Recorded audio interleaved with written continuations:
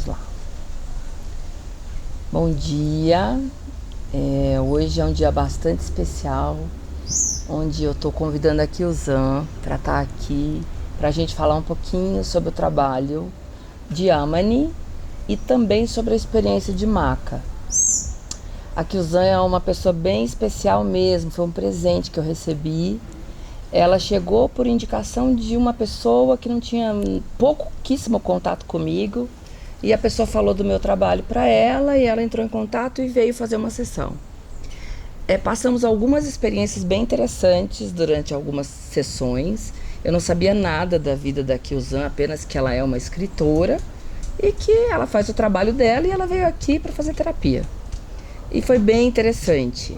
E eu fico muito emocionada de falar de tudo isso, porque ela tem um trabalho incrível. Vou pedir para ela se apresentar. O trabalho dela é excepcional e que tem tudo a ver com o trabalho também que eu faço e quem eu sou atrás da maca, né? Das minhas raízes. E a gente não sabia nada uma da outra. Então hoje o trabalho esse encontro é para a gente falar e compartilhar sobre essa experiência, né? Kyuzan, bem-vinda aqui. Gratidão. Eu estou muito feliz por estar aqui hoje para compartilhar alguns relatos de algumas macas, alguns encontros nossos aqui, porque eu digo que a Lívia, ela, com todo o talento, a expertise que ela tem no que ela faz, com todo o olhar amoroso e sagaz que ela tem em relação à presença que ela tem durante os encontros, durante as terapias, ela consegue perceber coisas tão sutis que fazia muito tempo que eu não percebia em terapeutas que eu tenho, que eu tenho há alguns anos frequentado.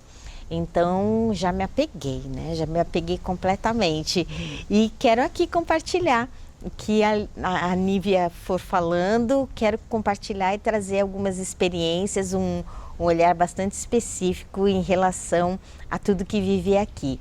Eu sou Kyuzan de Oliveira, eu sou uma escritora brasileira, eu sou uma militante do Movimento Negro Unificado, do MNU, praticamente a vida inteira. Eu atuo na luta antirracista desse país, né?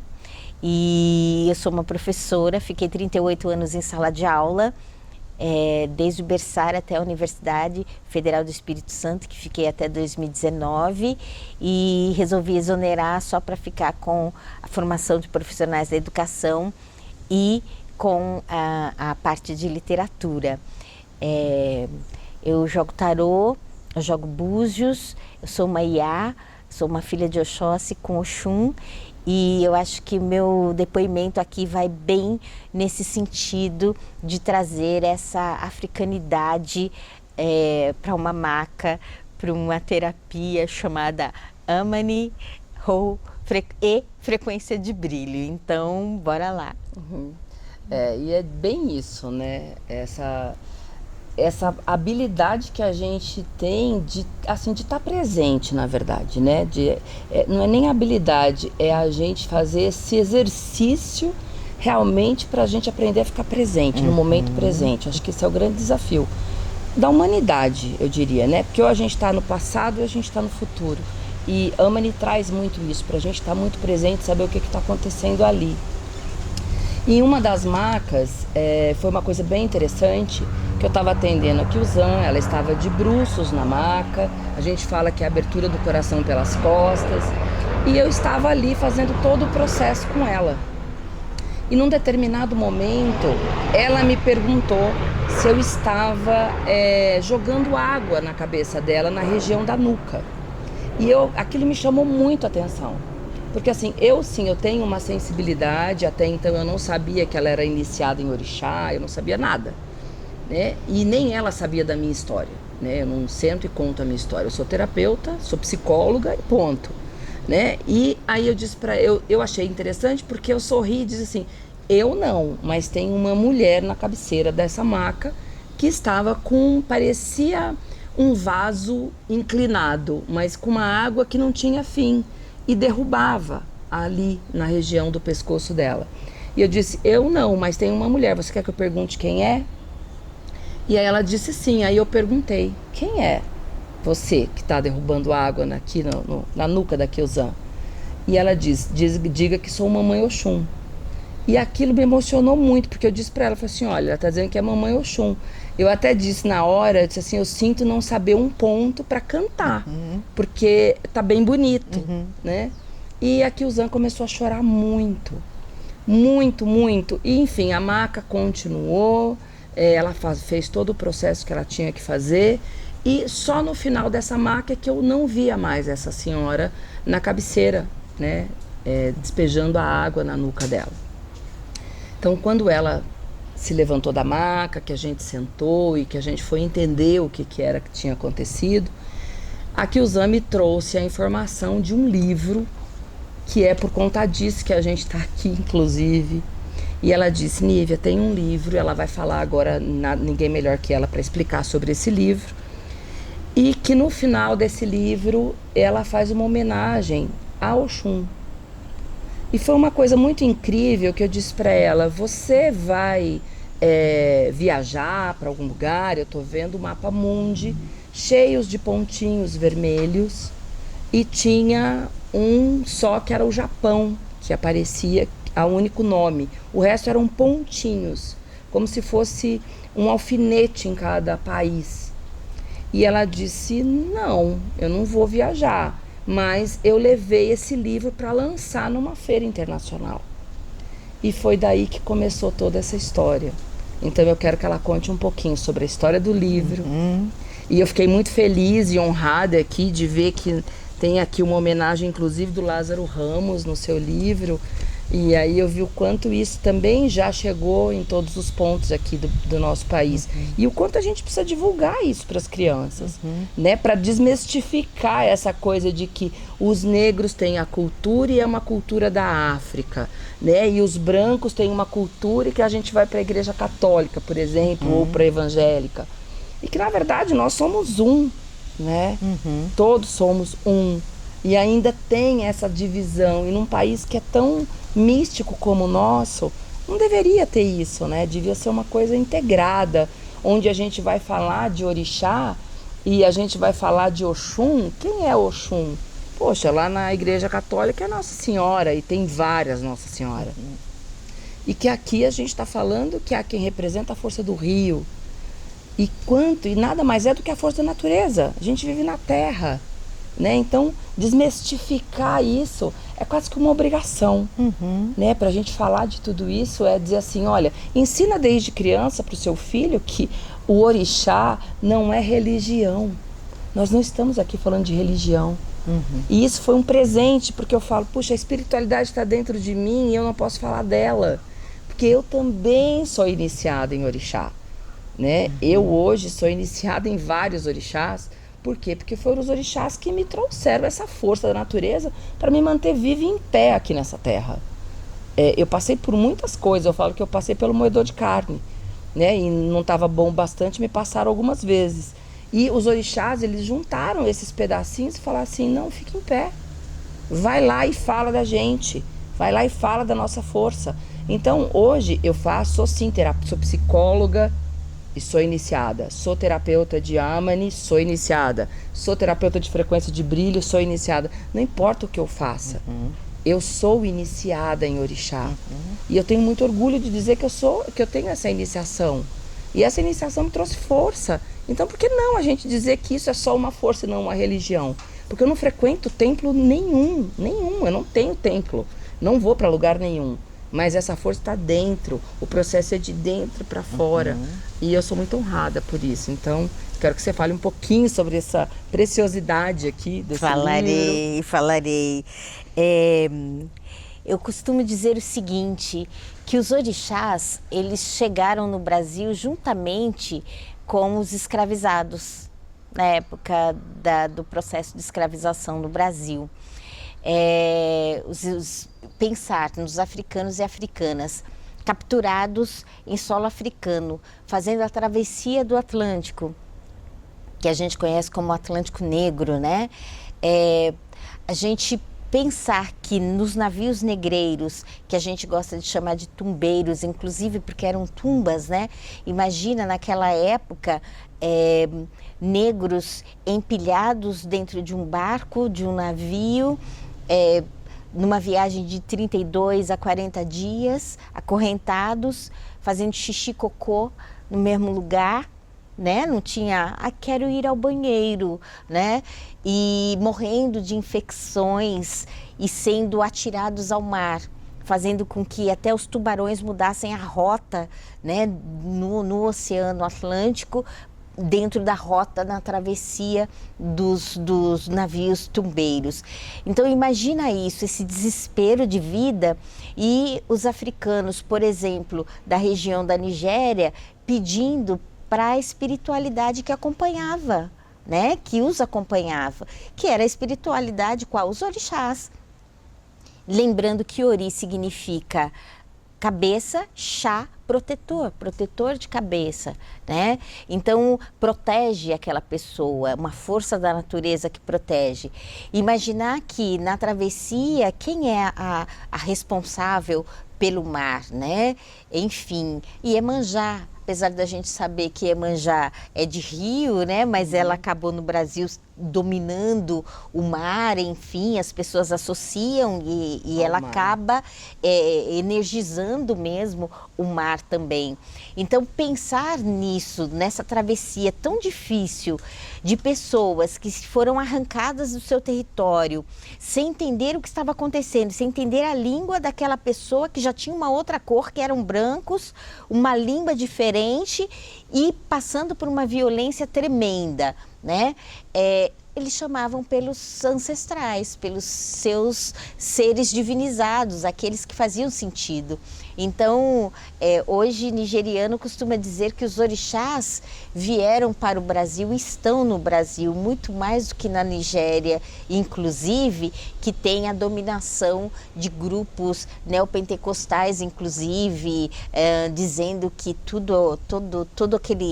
todas as energias ali ancestrais de raiz africana são coisas do demônio, sem entender que para africano esse conceito do demônio nem existe, né? Então isso é importante dizer enquanto introdução.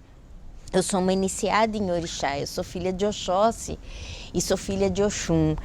E quando eu senti na maca aquela água escorrendo, eu perguntei para você, né? Você está jogando água em mim? E você falou assim, não, mas tem uma mulher jogando. Eu perguntei, quando você perguntou para mim, quer que eu pergunte para ela quem é ela? Eu falei, quero, mas eu já sabia que era Oxum, né?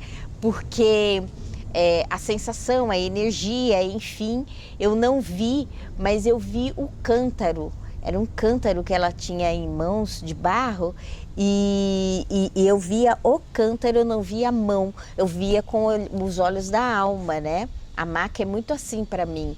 Eu não, com olhos abertos, eu não vejo o que está acontecendo na sala em si. Mas eu vejo com os olhos fechados, né? Então eu vejo vultos, silhuetas e eu sinto. Então eu não vejo tanto, mas eu sinto o toque, eu sinto onde que está, se é um objeto, se são mãos, onde que está acontecendo o trabalho naquele momento. Então eu vou sentindo e muitas vezes eu vejo com os olhos da alma, eu consigo ter essa noção. E aí eu vi o cântaro. E é lógico que tinha que ser minha mãe Oxum, não podia ser outra, né? Mas quando a Nívia afirmou o nome, foi uma emoção tremenda, né? De você perceber que você não está sozinho, nunca, né? E que eu não estou sozinha, que eu estou num trabalho que conscientemente eu não entendo muito bem o que é o Amanin. Não sei dizer, eu pergunto para Nívia, eu procuro, porque eu sou muito do intelecto. Eu sou da natureza, das energias, mas eu sou muito do intelecto. Eu preciso ler, eu preciso conectar, eu preciso entender o fundamento da coisa. E o Amani, eu procuro informações e eu não acho informações que me alimentam o suficiente. Então eu fico nessa história. Não sei bem o que é, mas se eu estou aqui foi porque o meu orixá me trouxe, né? Se eu estou vindo e dando continuidade a tudo isso, foi porque minha ancestralidade, ela provou, está me fazendo bem, né? E eu estou aqui. Então eu tenho essa confiança. E quando a Nívia, pela boca dela, eu escuto falar é Oxum, né? É Mamãe Oxum, para mim foi de uma emoção assim que eu não aguentei. Eu explodi em lágrimas de emoção, de felicidade, de saber, olha só, como os orixás, eles são coerentes, né? As pessoas podem achar ou pensar ou falar, acreditar mesmo no Brasil que orixás são coisas do demônio, enfim, é o que a gente ouve desde sempre. As pessoas de religião de matriz africana pode achar que somente isso existe, só o candomblé ou só a umbanda acaba existindo. E eu aprendi desde pequena com o meu orixá Oxóssi, eu digo que eu tive 3 pais, né? Eu tenho 3 pais. Eu tenho meu pai carnal, eu tenho meu pai Oxóssi e tenho meu pai que é um caboclo chamado Caboclo Tupinambá, que é um ancestral meu. Eu fui criada por 3 homens, por esses 3 homens eu fui criada. E Oxóssi sempre foi muito presente na minha vida, de ver mesmo. Então Oxóssi, ele sempre me ensinou que tudo está conectado, que nós estamos conectados com o universo. Com 12 anos eu estava atendendo. Então eu atendia com o meu caboclo e com a minha preta velha no portão de casa, na porta de casa. Minha mãe ficava ali comigo e as pessoas faziam fila e eu atendia. E com a espiritualidade. E com 12 anos eu fiz o meu primeiro curso oficial de angelologia com o Moacir, lá do Espaço Xambala, em Santo André, na Rua das Monções. E assim, com 12 anos eu estava conectada com o universo dos anjos. Eu tinha muita proximidade com os anjos desde pequena, né? De ver, de conversar, de entender as histórias. Eu estava numa vibe de ler a Bíblia, porque eu estava decifrando a Bíblia. E eu recebi informação que era só uma das narrativas. Aquela Bíblia era uma narrativa. E eu tentei entender o que quis dizer com uma narrativa. É alguém que está contando aquela história. Existem várias outras histórias e várias outras versões da Bíblia. Eu fui aprender lá na frente. Então, eu fui entendendo e sendo colocada a me conectar com tudo que existe em termos de energias no universo. Então, eu sempre fui muito aberta para tudo isso. Uhum. E assim eu chego no Amani, sem entender muito bem, mas confiando naqueles que me carregam, né, imensamente. Então essa experiência com Mãe Oxum para mim foi incrível e emocionante, no sentido de que só quem sabe o que é ser excluída pela religião ou pela filosofia, que a gente diz que o candomblé é um modo de vida, né, que a gente vive, que a gente consegue entender o que é saber e reconhecer por uma outra pessoa, no caso a minha terapeuta, no caso Nívia, que a minha ancestralidade está comigo num outro espaço, reafirmando que está tudo junto, está tudo conectado e que são as pessoas que não conseguem dar conta de que orixá é um elemento da natureza e que faz parte de tudo que é. E eu preciso trazer uma outra informação aqui, que África é o berço da humanidade. Então, para mim, enquanto teórica que sou, eu sou uma doutora em educação e mestre em psicologia, a minha questão sempre foi a questão das africanidades no Brasil, como elas se manifestam. E as pesquisas que sempre, eu sou uma profissional afrocentrada, que é aquela pessoa que tem África como berço da humanidade. Então, com 14 anos eu já sabia, a partir de textos traduzidos por Lélia Gonzalez, que é uma das fundadoras do MNU, ela datilografava textos de teóricos africanos, cientistas, pesquisadores africanos. Ela traduzia, digitava, datilografava ainda e distribuía cópias nos grupos, nos GTs do MNU, do Movimento Negro Unificado. Então eu sempre soube que a África era o berço da humanidade, eu sempre soube da Eva Negra.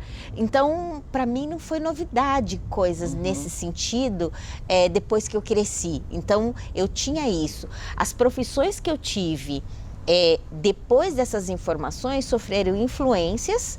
Por quê? Porque eu trabalhava de uma perspectiva afrocentrada, afro-referenciada. Por que eu estou dizendo isso? Porque a África é o berço da humanidade. E quando a gente vai para alguns mitos, como um trecho final desse livro, Pequeno Manual de Meditação para Crianças que Querem Se Conectar com o Mundo, ou especificamente o Omobá, que são 12 mitos desses orixás, eu estou recontando mitos, histórias que vão de 15 a 20 mil anos antes da era cristã, reconhecido, registrado, trazidos a partir da oralidade desse povo ou registrado em pedras, enfim, todo aquele trabalho que a antiguidade carrega em suas pedras, em rochas, enfim, toda a história que estão presentes ali. Então, quando eu conto histórias que remontam tanto tempo, né, é preciso respeitar, né? A gente precisa entender um pouquinho isso. E se eu estou falando de seres que remontam a nossa ancestralidade de África enquanto berço da humanidade, e se eu sei que a primeira universidade do planeta Terra está em Tombuctu, no Mali, e se a segunda universidade do planeta Terra também está no continente africano, eu vou pensar o seguinte, de onde é que os conhecimentos de fato vieram ou se iniciaram? Se a gente for nessa universidade, nessa primeira universidade do planeta, que começou em 2016, teve uma guerra no Mali, enfim, e os vizinhos da universidade, ainda em pé, foram e começaram a retirar os documentos antiquíssimos que tinham lá e levaram para casa.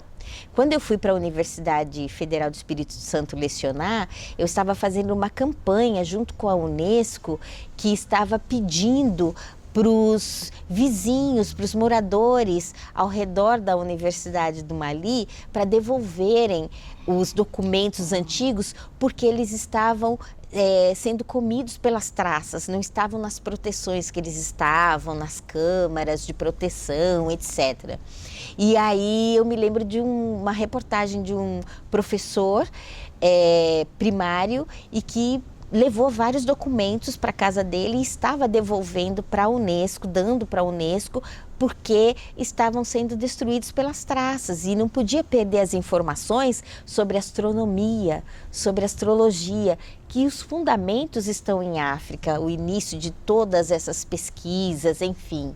E as pessoas acham que é Grécia, mas os gregos e os filósofos gregos, eles foram beber nas águas dessa primeira universidade do planeta Terra. Eles foram estudar lá, moraram lá por um certo tempo, só que quando voltaram para a Grécia, enfim, para Atenas, não levaram o nome ou os nomes dos intelectuais de onde eles chupinharam todas as histórias, né? Enfim, e se a gente for ver o ser ou não ser, eis a questão, é de um filósofo africano e não tem nada a ver com a origem do conhecimento europeu que as pessoas acham ou acreditam que se tenha. Então, pensar nesses orixás que aqui aqui eles são considerados orixás protetores, mas em solo africano eles são os ancestrais, né, mais antigos. Então eu nunca vou esquecer de quando eu começo no Facebook, há uns 15 anos atrás, e eu tentei fazer amizade com um africano, com um nigeriano, porque me interessava histórias de orixás, e um dia eu perguntei para um deles: você conhece Oxum? Ele falou assim: Oxum? Sim, claro, é minha ancestral. Aí eu falei: é? Falei: uau. Ele falou assim: espera um momento, wait a minute. E foi. Demorou um tempo e eu ali com o computador aberto e nada. Quando ele volta, ele falou: eu trouxe mãe Oxum para você. Eu falei: como assim? Ele trouxe uma cuia com a água do rio do Oxum.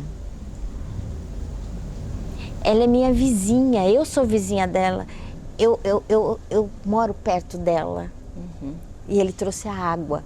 Isso para mim é algo fundamental para entender a diferença dos brasileiros, como entendem o orixá, e de como um africano da Nigéria entende e tem a relação com o orixá, que mora ali, que tem a casa de Xangô, o palácio dele, que tem onde a morada de Oxum, que é o rio que ela se transformou, num determinado momento tanto chorar, é ela viva, enfim, os ancestrais estão vivos. E é dessa forma que eu gosto de entender, porque assim eles me levaram a crer neles, com uma presença muito viva desde que eu era criança. E não vai ser agora que alguém, ou o preconceito de alguém, vai dizer para mim que não existem, que, enfim, nós estamos aqui agora conversando e talvez não seja sem motivo esse lugar, esse espaço, nesse momento nós estarmos aqui,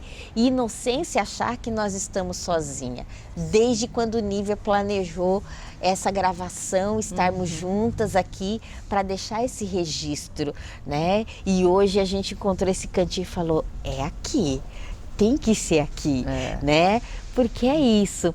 Eles estão aqui presentes na forma desse verde todo, do tronco que tem vida, o tronco de uma árvore, as raízes que estão sempre muito entrelaçadas, muito mais do que a gente é capaz de imaginar, né? E que a gente não percebe que nós representamos também essas raízes dessas árvores, né? Estamos entrelaçados, só que a nossa mente consciente não nos permite entender no cotidiano o quanto de entrelaçamento há entre nós, né? Até porque o fio é tão invisível, né? Que liga o meu umbigo ao seu, o umbigo seu ao dele, e o nosso, está todo mundo ligado sem perceber essa conexão. Mas essa conexão, ela é universal. Entre eles sabem dessa conexão, né? As consciências cósmicas, orixás, mentores, guias, anjos, arcanjos, enfim, estão sempre muito juntos, e eu acho que a potência da gente, de quem sabe disso, é colocar o rosto para declarar isso, né? Para falar isso, apesar de saber e de reconhecer que muitas pessoas irão criticar, né? Porque não dão conta de entender a profundidade dessa união toda que existe no universo. Então, para mim, basicamente é isso. E Mãe Oxum, ela me trouxe uma informação em 2018, quando ela me acordou na madrugada, que eu não tinha. Quando ela disse que ela era a deusa, ela era considerada a deusa da meditação. Eu, sendo filha de Oxum, nunca ouvi falar nisso. Comecei uma busca com pais de santo, mães de santo mais velhos, para me trazer essa informação. E não souberam dizer isso para mim. Mas meditação, Oxum, meditação, ninguém reconhecia isso. Recebi essa informação, e até que eu fui convidada para ir para a Universidade Sul da Bahia, pelo Grupo Cauê, para ministrar uma aula magna lá. E chegando lá, estou palestrando, e de repente eu trago a história do sonho e dessa informação de Oxum, sem saber o motivo de eu estar falando, mas como eu confio muito na minha intuição, eu joguei a história lá na hora, né? Eu fui bloqueando, tentando bloquear, mas eu falei, não, é isso. De repente alguém aqui vai me trazer a solução. E eu joguei a história. De repente um senhorzinho se levanta, era o senhor Rui Póvoas, que é uma referência na escrita de livros, enfim, sobre orixás no Brasil. E aí ele fala, eu sou Rui Póvoas, eu sou fundador desse grupo Cauê, eu estou aposentado, estou com 90 anos, aposentado da universidade, fui professor aqui muitos anos e tal, e eu tenho uma casa de culto, eu cultuo há quase 70 anos, eu cultuo Oxum. E eu vou cantar 3 cantigas e vou contar 3 histórias rapidinhas para a senhora e vou traduzir essas cantigas. Tá bom, cantou, traduziu e as cantigas falavam de Oxum como a rainha da meditação. E aí eu fiquei agradecida e comecei uma outra busca com os babalaôs, com sacerdotes africanos, os mais velhinhos, e como eu sou ativista do movimento negro, sou uma referência, sou muito convidada quando vê algum rei, algum príncipe de África, eu sou convidada para fazer abertura, enfim, nas mesas.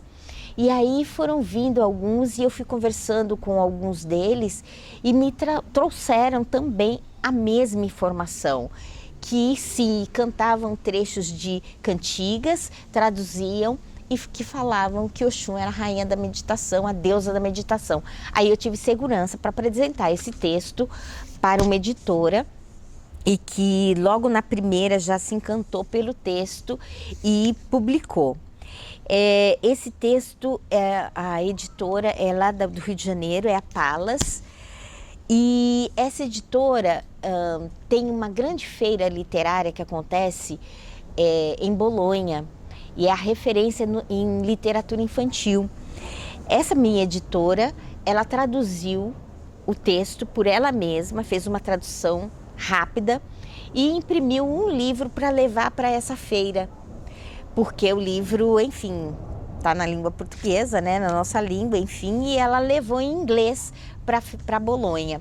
E chegando lá, uma editora viu de uma editora de Londres, e aí ela diz, eu quero esse livro para mim, eu quero para mim, quero. E aí, enfim, fomos numa negociação que durou 3 meses, e na negociação nós assinamos tudo, estamos esperando a confirmação final, mas eles já mandaram uma prova do livro em inglês, né? Só que eu tenho um nome pela numerologia que eu tenho que ter em inglês, e eles mandaram Kyusan de Oliveira, e aí eu devolvi com Miss Kyusan, né? E aí eles estão fazendo no processo de fazer essa readequação. E aí eles traduziram, portanto, eles ganharam o direito, nesse sentido do contrato, de traduzir esse livro para todas as línguas do país, para todos os países do mundo, com exceção do Brasil, que o direito é da editora Palas. E aí, Nívia, na conversa para entender, além do Oxum, que apareceu ali, me refrescando, jogando a água sagrada dela em mim, foi entender o mapa, que a Nívia viu os vários pontinhos vermelhos no mapa, com exceção do Japão, ela falou.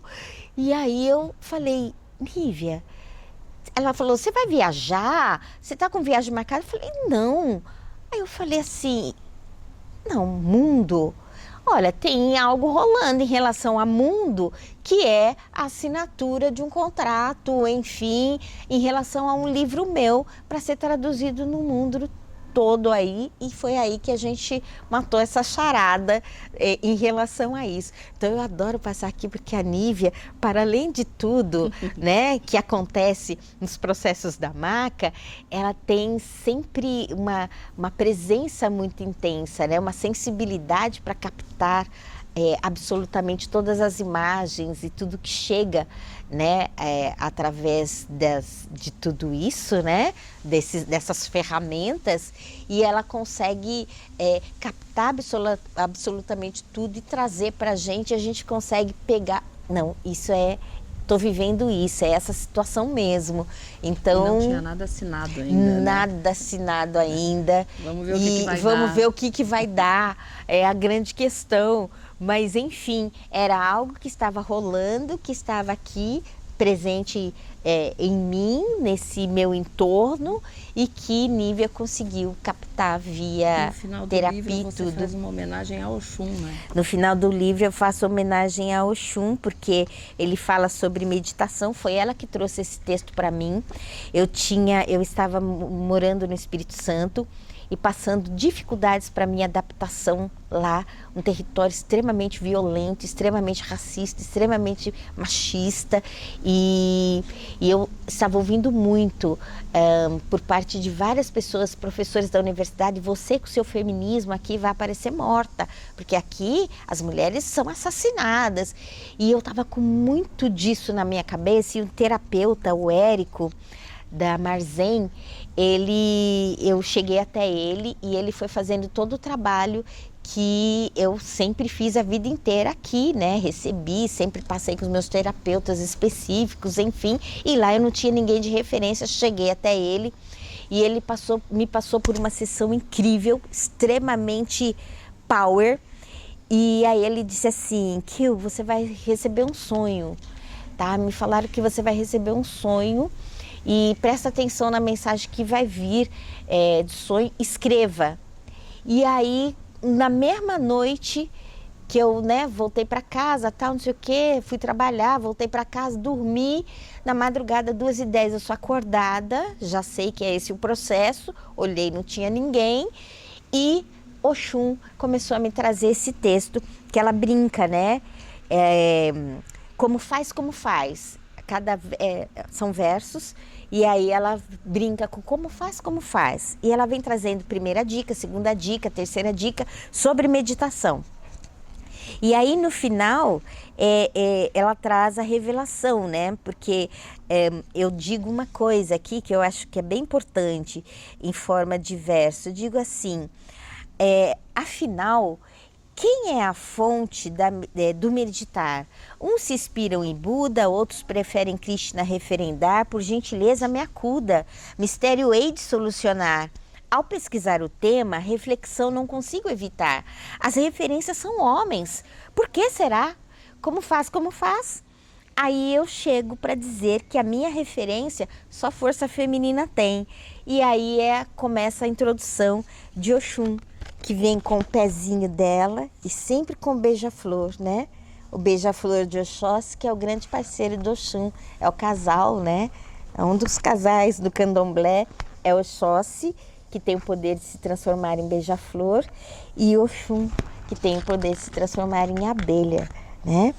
E aqui é a Vitória Régia, o Xibatá, que é uma flor é uma planta lá do Egito, né? E que pra gente significa não se submete, aquela pessoa que não se submete. É uma flor de iniciação, uma folha de iniciação que a gente coloca no nosso ori a cada período de obrigação, 1 ano, 3 anos, 5 anos, 7 anos, 14 anos, 21 anos. Coloca para que a gente tenha autonomia e independência para dizer eu quero e eu não quero fazer isso. Ninguém vai me dominar, né? É o poder dessa planta. E aí ela chega aqui, Oxum, ela vai chegando como essa grande deusa, rainha da meditação. E é o texto em que, na verdade, eu faço uma abertura no país de um aspecto de Oxum que normalmente a gente não fala, as pessoas não conhecem esse aspecto dela, né?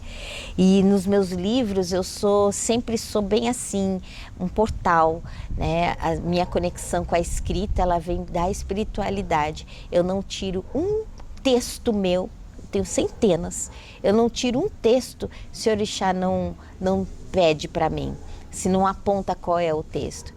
Eu acho que por isso que todos os meus livros, todos eles são altamente premiados. Eu só tiro quando eles mandam. Então, eu cheguei a ficar de 2015 sem publicar até 2020. Por quê? Porque eles não mandaram. Então, eu tenho meus trabalhos, eu sou professora, eu sou formadora de professores, eu abro minhas cartas, jogo busto, tiro ebó, faço tudo. Então, essa é a minha vibe.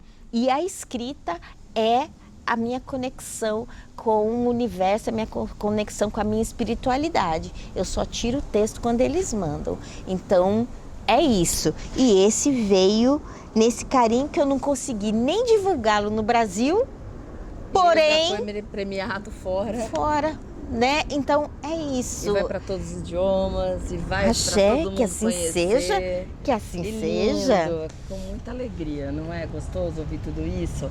Maravilhoso, uma aula, né? Você deu uma aula aqui. Incrível, incrível. Duro vai ser editar tudo isso, né? Corta, corta, corta. Mas eu quero lembrar daquela sua marca também, de Ganesha. Pode Sim, trazer essa história. Vamos trazer a marca de Ganesha. Mas eu acho que assim, uma coisa legal aqui, que eu acho que é importante também, para as pessoas não ficarem achando que a marca de Amani é um oráculo de adivinhação. Não é. Não é. Muito pelo contrário, né? É um lugar onde a gente simplesmente abre o coração e se prepara para olhar quais são as lembranças do seu corpo. E essas lembranças é que vai fazer você mudar de patamar. E eu, enquanto terapeuta, aí é uma coisa muito minha, não estou dizendo que difere dos demais, mas eu tenho uma sensibilidade. Então, é uma sensibilidade que ela é particular da Nívia. Então, quando eu estou na maca com a pessoa, eu tenho uma presença tão grande e que eu simplesmente me entrego para o processo igualmente. E quando a pessoa da maca está realmente disponível, as informações ela vêm. Então eu não guardo. Hoje eu compartilho com segurança o que eu vejo. E assim, olha, eu sinto que tem algo aqui e vou dizer, como já aconteceu outras vezes. E aí já introduzindo essa questão da maca que a gente teve de Ganesha, que você, eu também não sabia da sua conexão com Ganesha, né? E eu disse em uma das macas com a Kyuzan, que realmente Ganesha estava presente e ele estava dizendo que ela tinha que fazer um colar. E eu não sabia também nem que Ganesha tinha um colar. E assim, e ela estava no preparo, né, dias anteriores, dizendo: preciso fazer o colar para Ganesha. E eu também não sabia. E Ganesha estava ali dizendo: peça a ela para fazer o meu colar.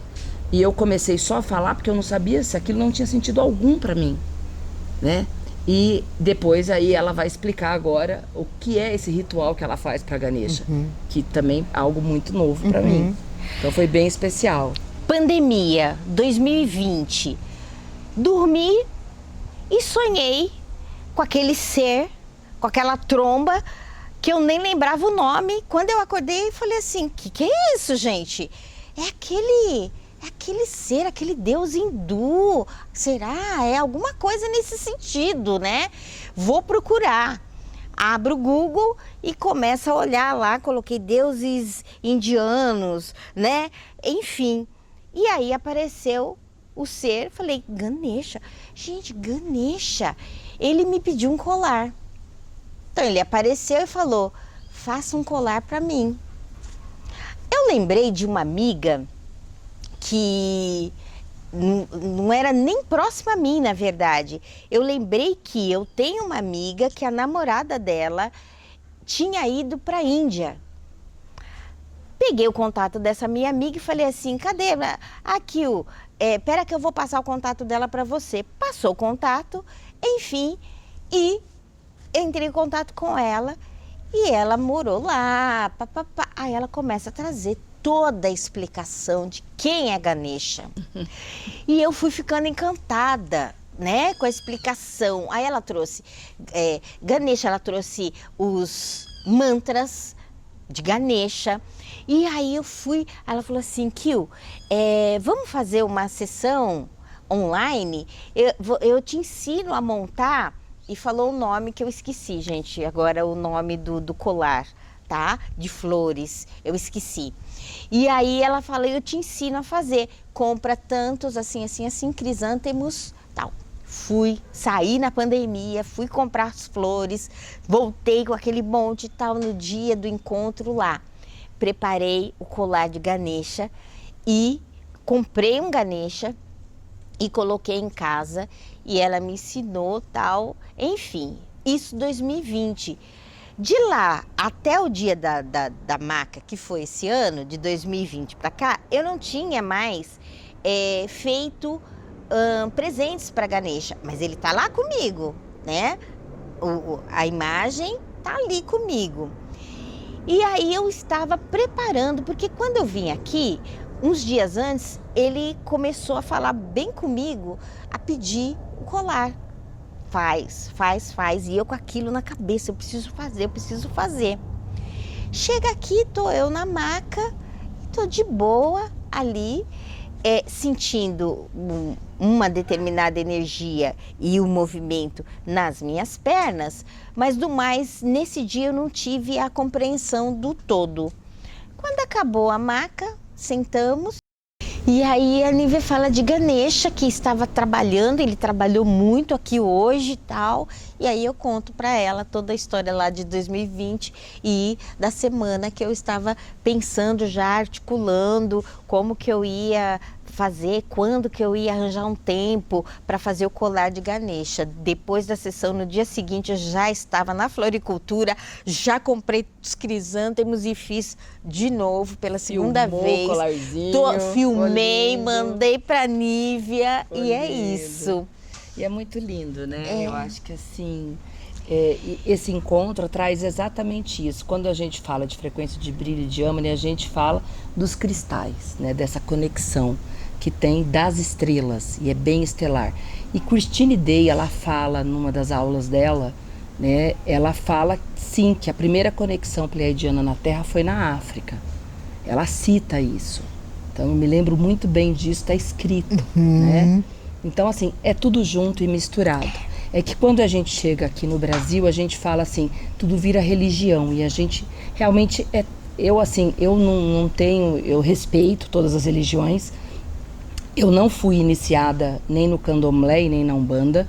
Eu não venho dessa origem. Eu fui iniciada por africanos e eu sou muito grata a esse encontro que eu tive, né? Foi de um sonho, num momento muito difícil da minha vida, em que eu clamei que eu queria receber ajuda. E eu recebi ajuda de madrugada. Eu nunca falei disso publicamente. Algumas pessoas conhecem, o pessoal da escola de Yamani sabe dessa minha conexão, mas não é algo que eu saio divulgando para as pessoas justamente pelo preconceito. Mas a minha conexão foi de dentro. Foi num momento muito difícil onde eu clamei ajuda e eu recebi ajuda porque foi num sonho aonde esse senhor, muito de idade, um senhor negro, bem magrinho, de muita idade, estava com uma sainha de palha e ele dançava num campinho, parecia um campinho de terra, chão de terra batida, e conforme ele dançava, aquela poeira levantava, né? E na volta toda era só mato. E ele dançava e cantava Odudua, Odudua. Eu não sabia o que significava essa palavra. E procurando essa palavra também, o Google é maravilhoso para isso, tem um templo dos orixás na Nigéria, que justamente, e quem cuida, né, quem é o responsável por esse templo aqui no Brasil é o Baba King, né? Então o Baba King, eu não consegui diretamente o atendimento com ele na ocasião. E eu, diante de tanta insistência, porque eu passei a insistir, eu sonhei.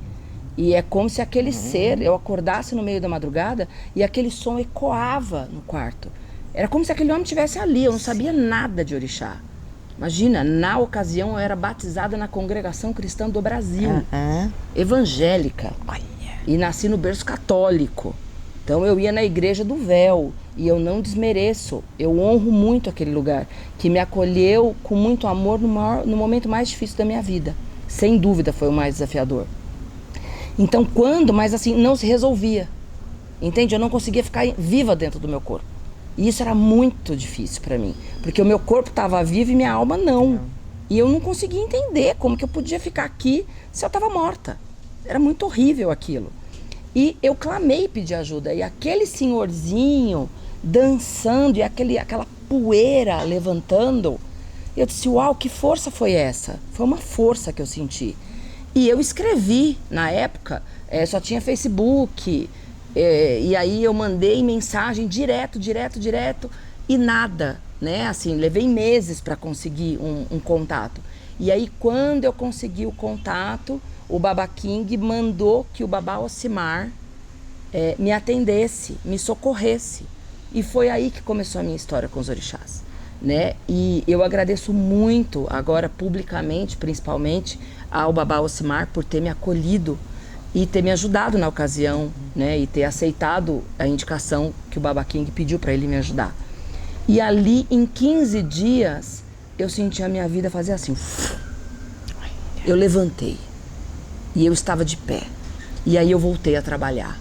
E aí eu fui entendendo aos poucos o que era orixá, o que era um ebó, o que eu precisava fazer. E aí eu fui recebendo toda aquela ajuda. E foi aí que começaram as minhas iniciações, né? Então, eu agradeço ao templo Odudua, agradeço ao Baba King, agradeço ao Babá Ocimar, por tanto. E principalmente por não ficar dependente de ninguém, né? Porque o orixá está dentro, você fica com seus assentamentos, você cultua, eles já estão todos dentro de você. Então vai lá e cuida da sua vida. E eu sou muito grata a isso, né? Sou muito grata a todo esse espaço. Então, que eu digo que você foi um reencontro, né? Quando você chegou aqui, eu estava conectada nas estrelas.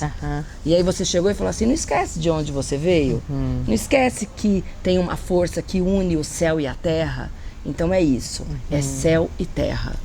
E eu sou muito grata de fazer essa junção, né? De estar conectada com o céu. E quem me sustenta aqui hoje é a terra. Então as forças da natureza, elas estão aqui nesse chão que mantém, sim, o meu ori, que é o maior orixá que tem, é o meu ori. E eu aprendi isso lá com eles, né? E que se eu fico em pé nesse corpinho hoje, é porque o meu orixá é muito forte. É o meu ori, é forte. Então, eu estou em pé dentro desse corpo. E as forças da natureza, elas vêm me ajudar a me sustentar em pé dentro desse corpo. Que vai chegar o tempo de eu voltar para casa, sim. E quando eu voltar, eu volto de um outro lugar, mas sem perder minha luz, meu brilho e o amor que eu carrego, porque a força do amor ainda é maior que tudo. Né? Então eu fico muito emocionada de falar de tudo isso, porque agora eu estou indo embora para Portugal, né? E eu vou levar isso para Portugal. E aí quando eu olho e digo assim, puxa, minha avó era negra, o meu avô veio de Portugal, ele atravessou o oceano, né? E atravessou com toda a força e o sonho de que ele ia ter uma vida melhor. Veio aqui, encontrou minha avó negra e se casou com a minha avó, né? E teve só a minha mãe de filha. E aí minha mãe branquela do olho claro. E aí com essa mistura, ó, que eu sou branca, mas a minha avó é negra, né? E tenho muito orgulho disso. Passei minha infância inteira dormindo com a minha avó. E minha avó quem era? Benzedeira. Pegava o galinho de arruda e benzia as crianças. Sabe? E passei a minha infância inteira assistindo isso. Eu não sabia direito o que ela falava. Mas ela benzia e as crianças melhoravam. E as mães levavam as crianças diariamente para minha avó benzer. Né? Eu não tive a oportunidade de conhecer o meu avô. Ele faleceu antes da minha mãe se casar. Mas a minha mãe sempre fez o meu avô ficar presente. Então meu avô sempre esteve presente. E hoje eu estou indo honrar essa ancestralidade. Honrei minha avó aqui e vou agora honrar meu avô lá em Portugal. Então é com muito amor, né, que eu faço esse trabalho aqui hoje e vou levar o meu trabalho, né, com quais técnicas eu vou trabalhar. São inúmeras formações que eu tenho, né? Mas eu carrego o que está dentro. E o que está dentro é assim, é essa força africana que está dentro de mim e que eu honro muito. Gratidão, gratidão toda gratidão minha. Muito. Esse café com leite coisa aqui, maravilhosa. Faz total sentido para nós. Com certeza, se faz. Obrigada. Eu estava pensando uma coisa aqui que me ocorreu, né? Puxa vida, é que a gente não tem uma prova em termos de DNA, mas pensar no DNA, a gente fala muito em relação ao DNA mitocondrial. em África, né? Que todos nós carregamos, independente da cor da pele, é o DNA da Eva negra, né? Esse ser, o esqueleto mais antigo que existe, enfim, que os cientistas fizeram raspagem do osso, enfim, e comprovaram mundialmente a partir de uma amostra, uma grande amostra, que o DNA de África está em cada um de nós. E aí eu fico pensando, quando que a gente vai conseguir comprovar o DNA pleiadiano? Não é? Né? Essa mistura Aí, toda. ó, tá aqui. É isso. É isso. Seres de luz, né? Muito bom, muito bom. É isso. Muito bom trazer isso aqui para vocês. Eu acho que, assim, é a primeira de uma série, né? Eu acho que tem mais histórias por vir, não só com você, mas com outras pessoas. Com certeza. E poder compartilhar, encorajar as pessoas a navegar por esse desconhecido e saber o quanto isso é vital, é vida. É isso. Né? Gratidão. Gratidão.